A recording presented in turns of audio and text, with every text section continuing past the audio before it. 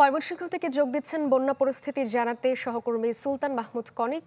Conic, কি অবস্থা দেখছেন?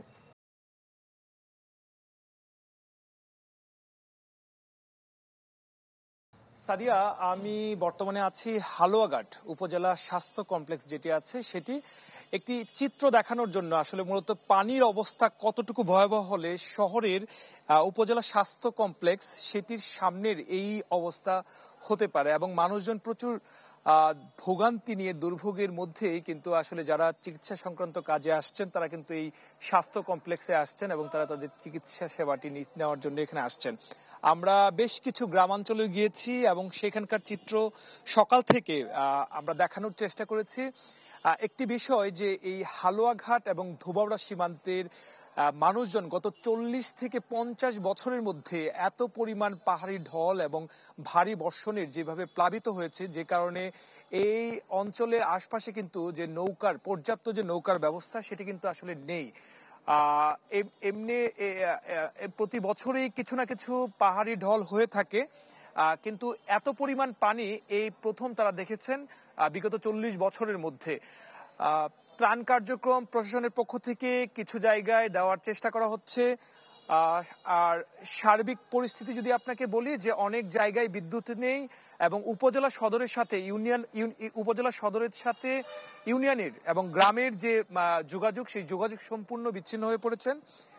ইউনিয়ন পরিষদের চেয়ারম্যান মেম্বারদের সমন্বয়ে রেড ক্রিসেন্ট, ফায়ার সার্ভিস এবং স্বেচ্ছাসেবীরা তারা একদম প্রত্যন্ত জায়গায় গ্রাম পর্যায়ে পাহাড়ের যে সীমান্ত ঘেঁষা যে সকল গ্রামগুলি রয়েছে সেখানে যাওয়ার চেষ্টা করছেন এবং তাদেরকে ত্রাণ তৎপরতা পাশাপাশি উদ্ধার তৎপরতার যে সকল কার্যক্রম সেগুলি কিন্তু তারা চালিয়ে যাওয়ার চেষ্টা করছেন। তো এই ছিল এখনকার পর্যন্ত অবস্থা। এদিকে টানা বৃষ্টিতে নোয়াখালীতে দেখা দিয়েছে জলাবদ্ধতা। এ নিয়ে আরো জানাতে সেখান থেকে যোগ দিচ্ছেন সুমন ভৌমিক। সুমন। সাদিয়া, আসলে গত 2 মাসের বেশি সময় ধরেই কিন্তু নোয়াখালীতে জলাবদ্ধতা স্থায়ী রূপ নিয়েছে, তবে সেটি একদম প্রকট আকার ধারণ করেছে গতকালকে যখন বৃষ্টি শুরু হয়। সকাল থেকে কয়েক ঘন্টা টানা বৃষ্টির কারণে কিন্তু আরো বেশি পরিমাণে সমস্যা তৈরি হয়েছে। বিশেষ করে গত 10 থেকে 15 দিন যখন বৃষ্টি হয়নি তখন রাস্তাগুলো শুকিয়েছিল এবং মানুষের বাড়িঘর থেকে পানি নামতে শুরু করেছিল, কিন্তু গতকাল আবার বৃষ্টি হওয়ার সাথে সাথে কিন্তু যে পরিমাণ পানি নেমেছে তার চেয়ে অনেক বেশি পরিমাণে পানি কিন্তু আবার দেখা দিয়েছে। ফলে যেসব রাস্তাগুলোতে ভাঙাচোরা অবস্থা ছিল সেগুলোতে পানি হওয়ার কারণে গর্তে পরিণত হয়েছে। আমরা কিছুক্ষণ আগে যখন এই জায়গাটিতে লক্ষ্মীনারায়ণপুর এই জায়গাটি আসছিলাম তখনই রাস্তার কয়েকটি অংশে দেখতে পেয়েছি যে স্কুল ছুটির সঙ্গে সঙ্গে স্কুল কলেজ ছুটির সঙ্গে সঙ্গে কিন্তু এই শিক্ষার্থীরা ব্যাপক দুর্ভোগে পড়েছে, যে রিক্সাগুলো চলছে না। অনেক জায়গায় পানি হাঁটু পরিমাণ রয়েছে, সেখানে যাতায়াত করে তাদের খুব কষ্ট হচ্ছে।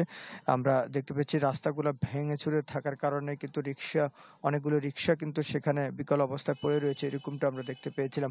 আমরা যে জায়গাটিতে এসেছি সেখানকার কয়েকজন বাসিন্দা আমাদেরকে একটু আগে জানিয়েছিল যে গত কিছুদিন টানা বৃষ্টি না থাকার কারণে তাদের বাড়িঘর থেকে পানি নামতে শুরু করেছিল, কিন্তু গতকাল যখন বৃষ্টি হয় তখন আবারও তাদের ঘরের মধ্যে পানি ঢুকে যায়। ফলে হচ্ছে নোয়াখালীতে বর্তমানে প্রায় 10 লাখের বেশি মানুষ, নোয়াখালীর বেগমগঞ্জ, সদর, সোনাইমুড়ি, সেনবাগ সহ এসব অঞ্চলের অন্তত 10 লাখের মতো মানুষ পানিবন্দী হয়ে পড়েছে পুনরায়। সাদিয়া।